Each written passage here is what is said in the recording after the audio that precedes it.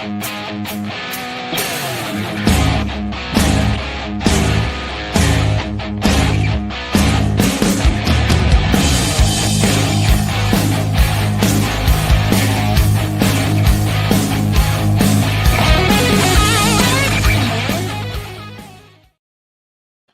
into the Solo Shhot Sports Podcast. I'm your host, Dom Manna. Happy Solo Shhot Saturday, everyone.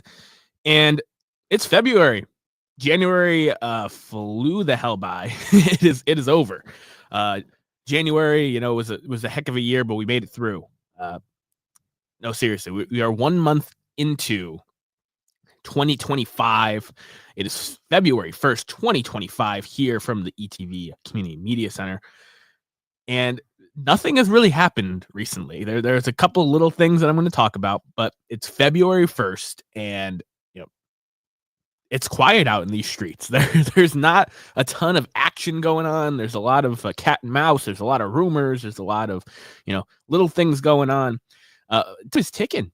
Time is ticking. Pitchers and catchers will be reporting in a couple weeks.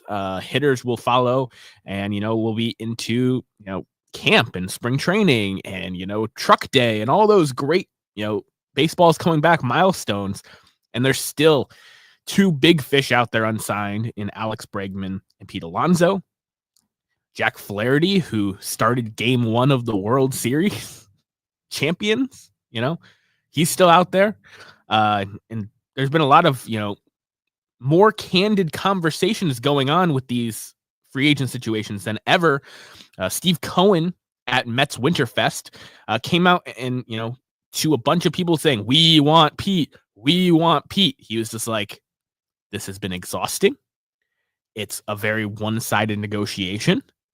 And it's been more tiring than the Juan Soto negotiation was, where they had to go all the way up to $765 million with an option after 5 years that makes it $805 million, with a suite for his family at all the home games, with all the other perks that he's getting in that deal. That was less grueling than the Pete Alonso negotiations with the New York Mets. And we don't see this kind of transparency, this kind of bluntness much in baseball. There's a lot of people who white collar talk around things. We'd be interested in this, we'd be interested in that. This doesn't seem likely right now, but we'll leave the door open. Steve Cohen pretty much told you, unless Pete Alonso comes back down to his planet, his reality, he's not going to be a New York Met. They've signed Jesse Winker. Mark Vientos is going to get reps at first base already. They've talked about that for the Mets. So it's looking like Acuna, McNeil, and Beatty will be, their combination for second and third base. They'll be moving those three guys around to start the year and see who, clicks. But it's really, really interesting to see, this kind of transparency going on. Jack Flaherty in some interviews been super transparent about how he doesn't understand what's going on with the market. And I don't know if the money that these guys are looking for is really that outlandish when you look at the history of baseball contracts and how talented these guys are. But something, whether it's the new analytical approach across the league or, something a little more interpersonal, there is, not the willingness of MLB franchises to spend. We talked about the mid-off last week.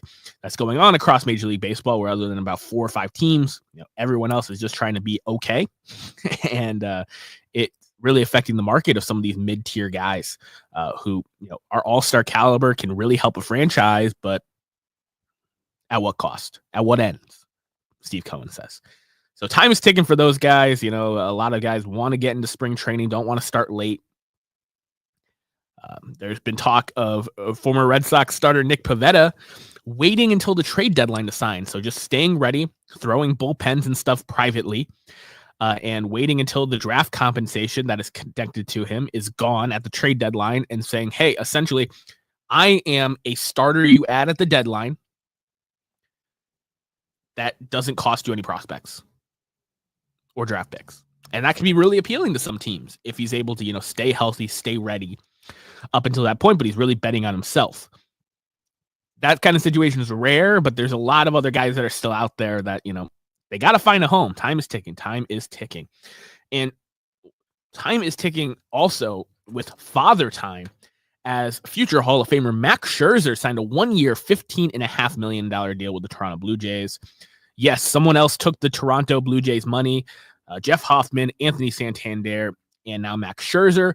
The Toronto Blue Jays have made an offer to Alex Bregman that he does not seem very interested in. They have, met with Pete Alonso, and, maybe one of those two guys ends up taking the money from the Blue Jays as well before opening day. Max Scherzer signing is really interesting here because a lot of people are just like, what does Mad Max have left in the tank? Well, what he has left in the tank is the sheer competitive edge from those old school workhorse pitchers, because as it sits today, Max Scherzer is currently 9 strikeouts behind Justin Verlander in his career. Both in the 3,000 strikeout club, both future Hall of Famers. Both have championships, both have multiple Cy Young awards. But right now, they are in just a face-off. They are squared up, old Western style. Who is going to end their career with the most strikeouts of their era? They both came up in the same generation. They both are considered, they're both in that argument for who is the best right-handed pitcher of this generation, because Clayton Kershaw's got left-handed locked up.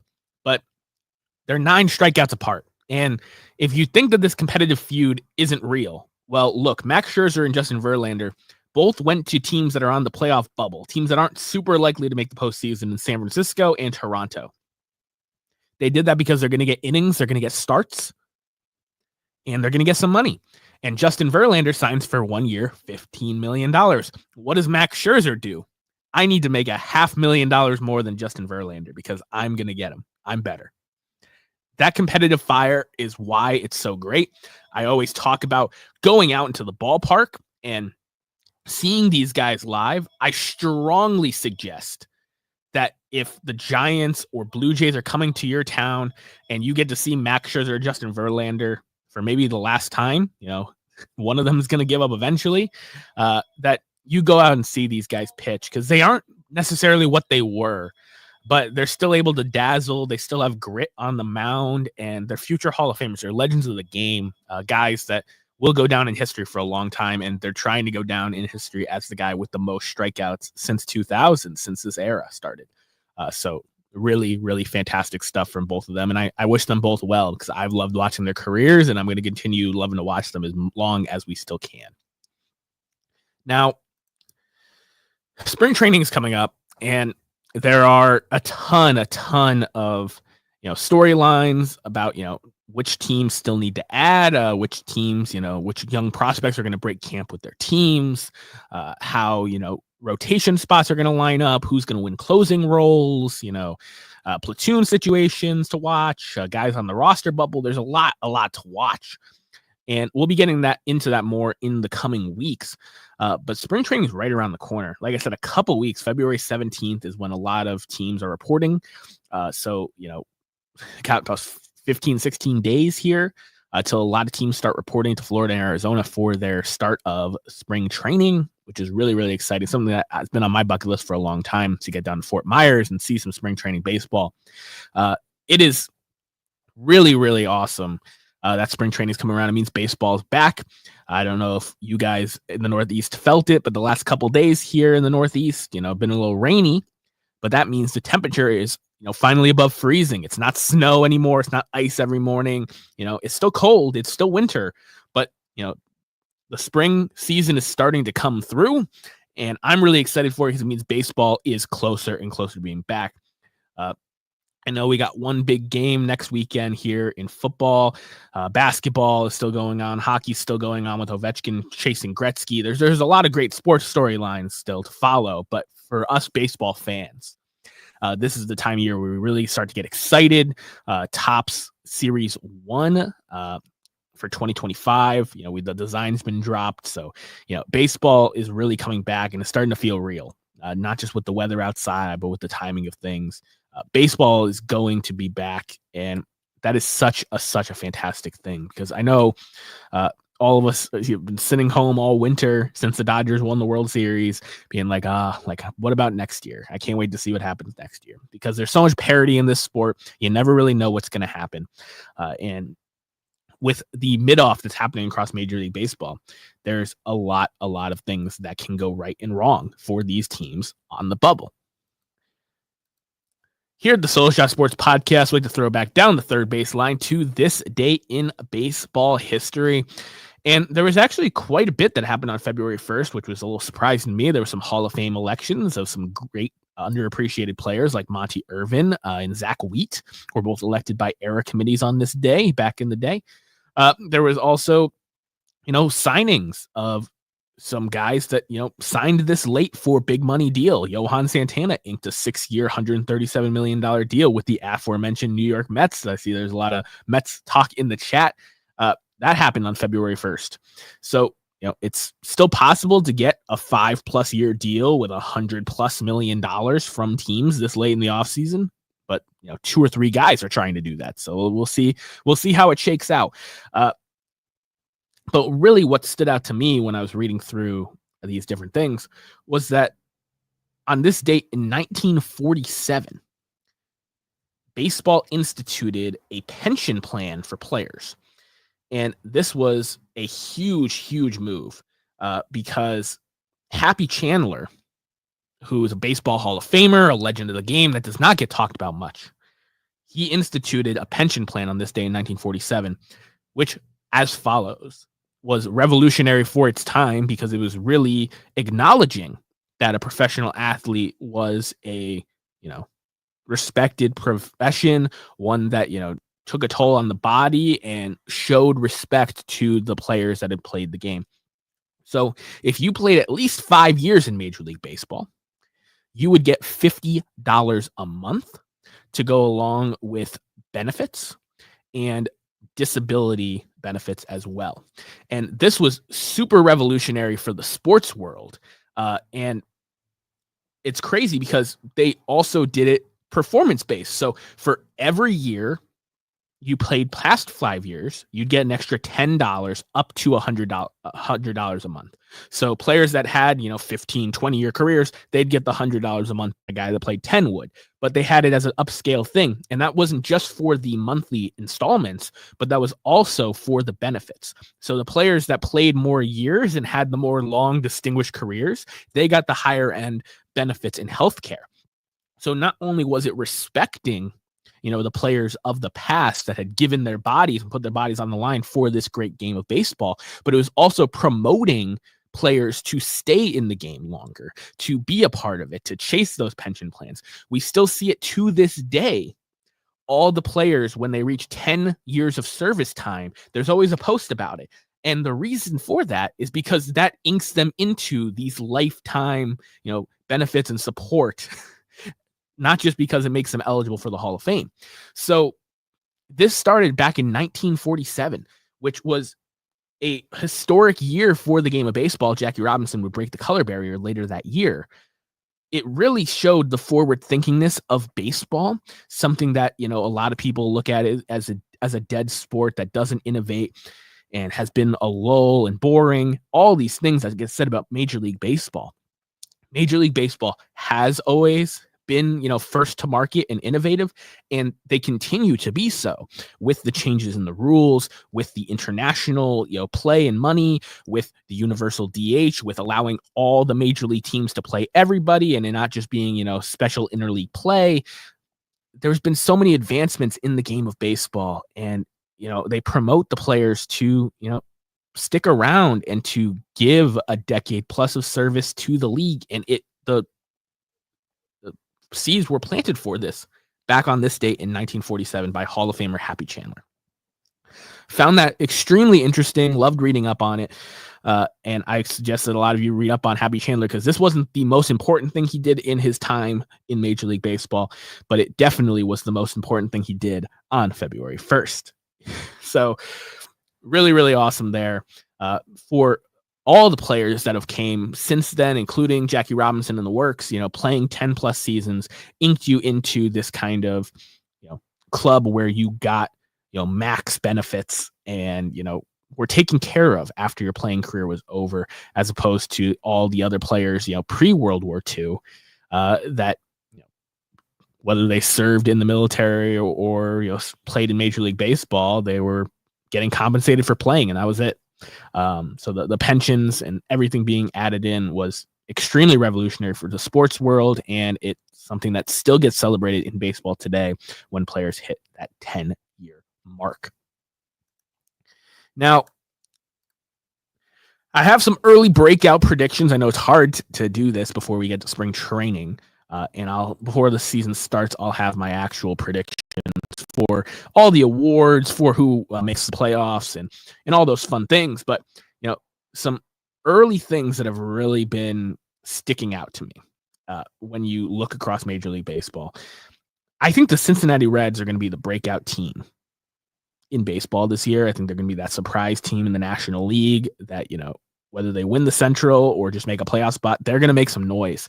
And the reason I'm saying this is because twofold. I like the moves they made this offseason. I like, taking the surplus of infield talent and bringing in a legit starting pitcher that can give you innings and possibly, still improve in Brady Singer. I like the moves on the margins that they've made to make this lineup and bullpen better. And Terry Francona, we talk about these things that happen early in the offseason, these minor moves to not forget about them. Terry Francona is managing this ball club. And I believe the culture, influence, and the leadership he's going to bring in for this young core of players is going to be massive. This is a make or break year for a lot of these Reds prospects that are, trying to become, everyday guys with all-star consideration. Ellie's already broken that barrier, but Matt McClain, Noelvi Marte, all these guys are trying to find a spot, Spencer Steer, etc. And this is the year for them to do it. The NL Central is pretty wide open. The Cardinals have dialed back their chances to contend. The Brewers, while staying, as the consistent team at the top, have, went out there and, traded away their all-star closer. And then you look at the Cubs. The Cubs, the team I picked to win the division last year, they've added, but they've also subtracted from their roster. And it's going to be interesting to see how they perform as well. But I think the Cincinnati Reds are my early breakout prediction. I think they're going to make a lot of noise. They're going to be really good early, and we're going to start to finally see the full potential of some of these young guys under the tutelage of Terry Francona and his staff. I'm really excited to watch some Cincinnati baseball this year because when they were in the playoff hunt, when Ellie De La Cruz made his debut, Cincinnati, it's a baseball town first and foremost, and they showed the hell out. And I just want it for those baseball fans. I want it for the talent on that roster. Hunter Green took a step forward next year. Still, I think has a lot of potential to grow. The Cincinnati Reds are my breakout prediction for a team. Now, in terms of players in the AL and NL that I am watching extremely closely to start the year, my NL prediction is Connor Norby. This is the infield prospect from the Baltimore Orioles that was traded over in the Rodgers deal at the deadline. I thought it was a massive overpay by Baltimore, and Norby showed some flashes down the stretch for the Marlins, getting, everyday playing time instead of being caught in a log jam over there in Baltimore where they have so many infield prospects. Connor Norby's going to get a chance to play every day in Miami. And now, does this mean he's going to be a Miami Marlin for life? No, I don't know if that really exists. They like to trade players once they start to have value and contracts that go along with it. But I do think Connor Norby is going to be a huge impact player for the Marlins this season. It's looking like he's going to start the year at third base, but his guy that can play second, played a little shortstop in a pinch. Really talented player that I have a lot of faith in to be this early breakout, a value in fantasy, all that good stuff. Connor Norby, a name to remember here for 2025. And then on the AL side of things, there is one team that has really been kind of flying under the radar here. And it's, looking at the Seattle Mariners, who just brought back Jorge Polanco on a deal. I think this is the year for Julio Rodriguez. Julio Rodriguez, historically in his career, has started off slow in the first half and really turned things on in the second half. Last year, his turn on in the second half was not quite what it had been the years prior. Julio Rodriguez is going to push for his first MVP this season. The Seattle Mariners need the offensive explosion. He plays Gold Glove defense in center field. He has 20-30 stolen base potential. I think this is the year Julio Rodriguez clicks. Last year was the year that his rookie counterpart, Bobby Witt Jr., put it all together and clicked for an MVP caliber season. I think Julio Rodriguez takes the next step this year, not just out of pure necessity, but I believe out of maturity. I believe he's played enough major league games. I believe he's seen enough major league pitching now where, the slow start can't really be part of his repertoire anymore. He needs to be the face of that franchise. He needs to be the guy in the heart of that order that moves runners over, drives runners in, takes advantage of the base pass, does all those things. And Julio Rodriguez, who, already has broken out as a future star in the game, hasn't taken that next step yet to MVP consideration, which we saw Gunnar Henderson and Bobby Witt Jr. do in the American League last year. This is the year for Julio Rodriguez to take that next step. They haven't traded from their starting rotation. They're still on that playoff bubble. The Astros have removed a ton of talent from their roster. The Rangers have, lost some pieces. This is the year for the Seattle Mariners, led by Julio Rodriguez, to really make things happen. And I'm expecting him to start the season off strong, which is something he hasn't been able to do so far as a big league player. The first half has been, pretty mediocre for him, and the second half is where he plays like an all-star. I expect him to, be someone that gets all-star votes to start the year, being a dominant player for 150 plus games. Julio Rodriguez has that potential, and I think that it's about time that breakout finally happens. I appreciate each and every one of you for spending this Solo Shhot Saturday with me. Hugo, Mookie, Will, everyone that was in the chat, thank you so much.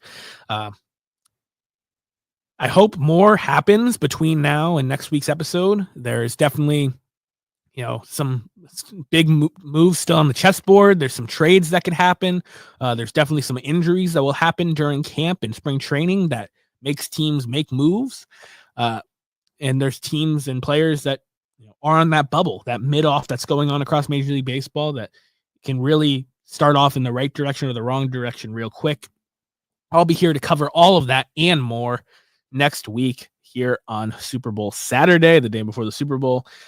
So make sure you like the video, subscribe to the channel if you haven't already, and share this podcast with someone who loves the game of baseball as much as we do. I've been Dom Manna, and I'll see you next week.